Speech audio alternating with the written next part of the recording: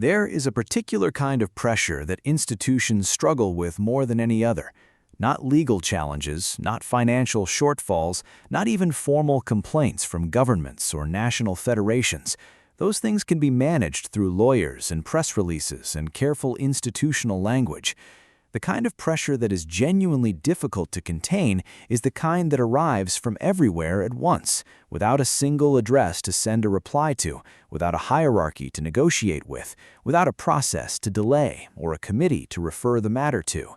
The kind of pressure that builds in public, in real time, in the language of ordinary people who are not politicians or administrators or journalists, people who simply love football and who have found in the weeks surrounding the 2026 World Cup that loving football is no longer a straightforward feeling. The hashtags began appearing months before the tournament opened. Some of them were specific to a particular grievance: ticket prices, visa restrictions, fan festival cancellations, the situation in specific host cities. Others were broader and blunter. A simple phrase repeated millions of times across multiple platforms by supporters from dozens of countries in languages that span every continent where football matters. The governing body cannot send those people a letter. It cannot refer their concerns to a subcommittee. It cannot ask them to wait for a formal review process. It can only respond to the accumulated weight of what they are saying, or choose not to respond, which is itself a kind of answer. What has been happening online around this tournament is not simply a social media trend. It is the visible expression of a set of concerns that have been building for years, accelerating through the specific circumstances of 2026 and finding their outlet in the one space where ordinary supporters have genuine power, the court of public opinion. And what those supporters are saying, taken together and examined carefully, is worth understanding in full, not as a story about internet noise, as a story about football and what happens when the people who love it most feel that the institution running it has stopped listening. Let's start with the human dimension of this, because the hashtags are not abstract. They are attached to real people making real decisions about real situations. One of the most widely shared individual posts came from a man who holds a senior position at a United Nations-affiliated organization, a person with experience navigating complex international institutions, a person whose voice carries weight beyond social media, a person who, under normal circumstances, would expect to attend a World Cup without a second thought. He posted that he had canceled his tickets. He explained why in terms that were specific and personal. He said he was afraid that immigration enforcement might decide on the basis of his appearance or background that he was a gang member, that he could be locked up for a year without charges, without a hearing, without a trial, without the right to speak to a lawyer or make a phone call. He said plainly that the United States was not safe to visit. That post was shared hundreds of thousands of times. That is not the language of radicalism. That is the language of a person who has made a risk calculation about attending a sporting event and concluded that the risk is too high. And the fact that a person of his standing with his international profile reached that conclusion tells you something significant about the climate that has surrounded this tournament. Because if someone with institutional credentials and professional protections is making that calculation, what does it say about the millions of ordinary supporters for whom those protections don't exist? The hashtag movement grew around several distinct but interconnected grievances, and it's worth separating them because they come from different communities and reflect different experiences. The first and most immediate was safety, the concern, documented formally by more than 120 civil rights organizations, that attending the World Cup in the United States carried genuine risks for supporters from certain communities and certain countries. This wasn't abstract. A coalition that included some of the most respected rights bodies in the world issued a formal travel advisory warning of the risk of arbitrary denial of entry, arrest, detention, deportation, and racial profiling. That advisory was directed not only at supporters from countries under travel bans, but to anyone whose appearance or spoken language might cause them to be perceived differently at an entry point or in a host city. The travel ban situation itself generated some of the most emotional online content of the entire pre-tournament period. 39 countries affected by American entry restrictions, 4 qualifying nations whose supporters faced direct barriers to attending matches in the United States: Haiti, Iran, Ivory Coast, and Senegal. Supporters from these countries have qualified for the World Cup through their own talent and effort. Their national teams earned the right to be there. But the fans who would have followed them, who have saved and planned and dreamed about this tournament for years, found themselves in a position that no amount of FIFA's promotional language about welcoming the world could honestly address. One supporter, speaking at a major football tournament in Morocco earlier this year, said he didn't understand why the host country would want teams from Africa to qualify but make it impossible for their fans to watch. He wasn't angry, he was confused. That confusion was shared by millions. The online responses from African football communities were among the most widely circulated in the boycott conversation. Supporters from Senegal, whose national team is among the most celebrated in the world and whose football culture runs as deep as any on the continent, expressed their situation plainly and without diplomatic hedging. They couldn't go. Their friends couldn't go. Their family members who had bought tickets couldn't go. The dream of watching their team at a World Cup, which had seemed, after Senegal's qualification, entirely within reach, had been replaced by the reality of watching on a television screen in the same way they would have watched if their team hadn't qualified at all. The second strand of the online revolt was economic. The ticket pricing controversy generated its own sustained wave of digital anger that ran from the moment the first prices were published through to the days surrounding the tournament's opening. Supporters who had budgeted on the basis of previous World Cup pricing found themselves confronted with group stage tickets that many simply couldn't afford. The dynamic pricing model, introduced for the first time at a World Cup, meant that prices shifted based on demand, and the shifting happened in ways that felt unpredictable and opaque to supporters trying to plan months in advance. When the governing body announced a limited allocation of discounted tickets per match, the online response was immediate and blunt. Thousands of posts pointed out that the number of reduced-price tickets available represented a small fraction of stadium capacity, and that the gesture did not address the underlying problem of a pricing structure built around commercial extraction rather than supporter access. Then something larger began to build. Because as the weeks went on and the individual grievances accumulated, a different kind of online conversation started to take shape.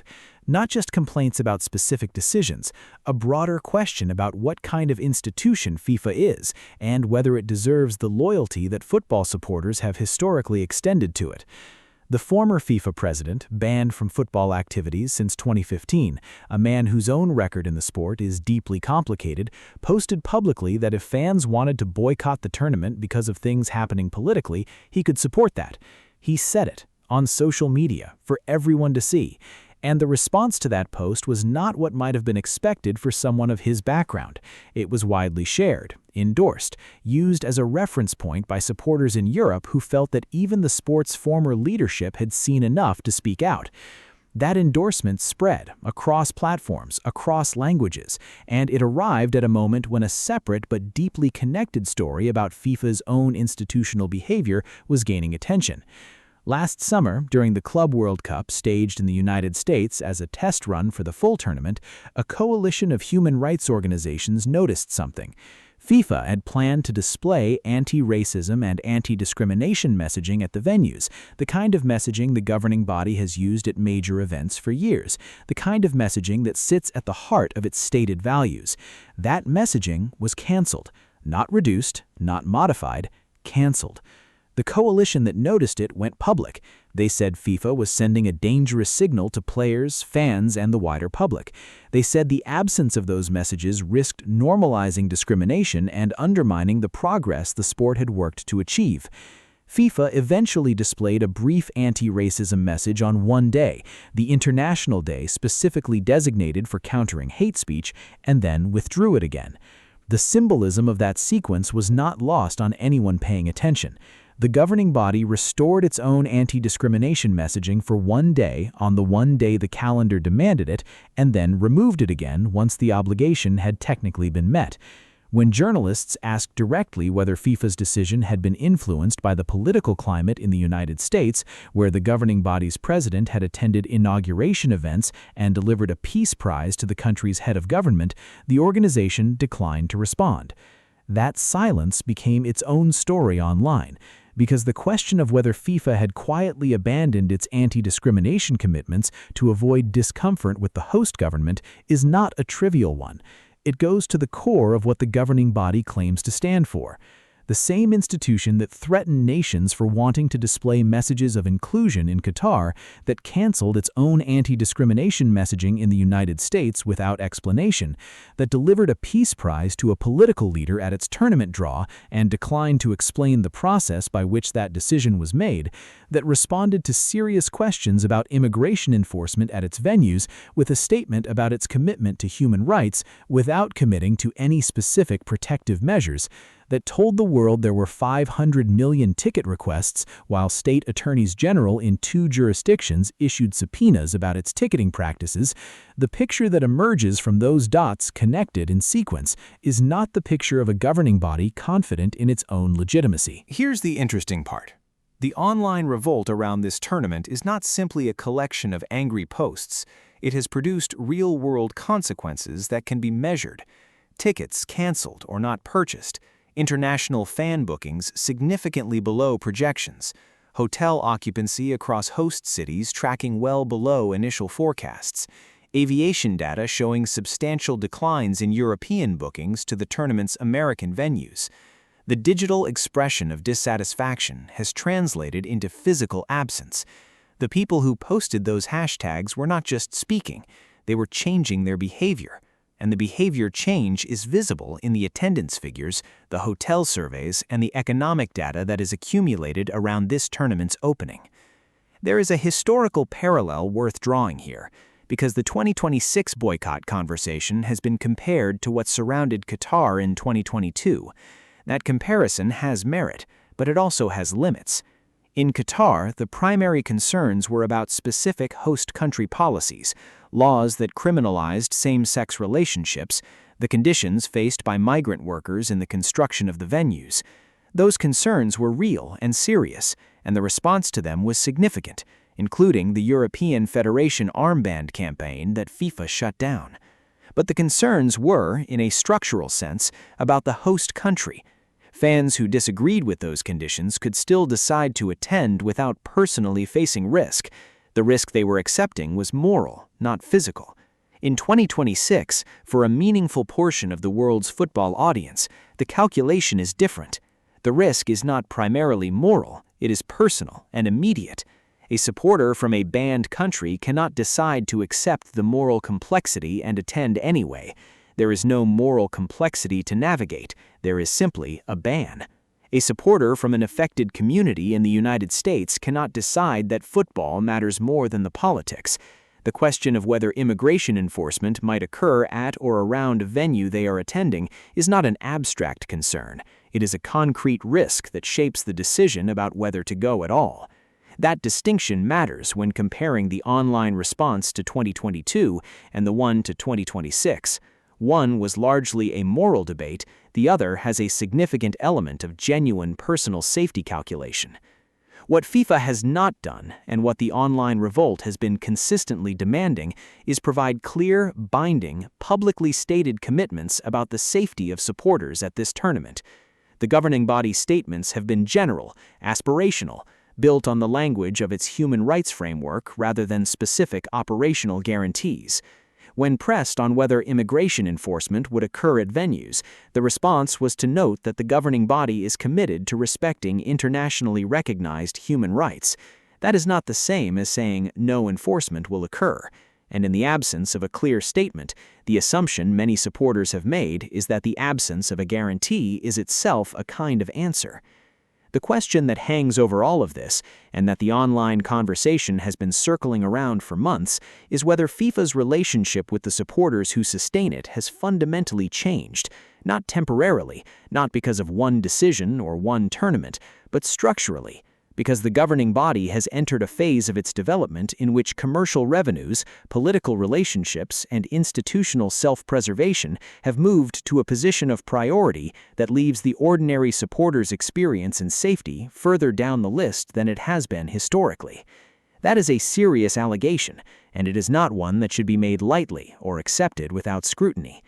FIFA does provide the prize money that develops football in smaller nations. The expanded tournament format does give more of the world a presence at the game's greatest stage. The infrastructure investment required to host a World Cup produces real and lasting benefits for host cities. These things are true.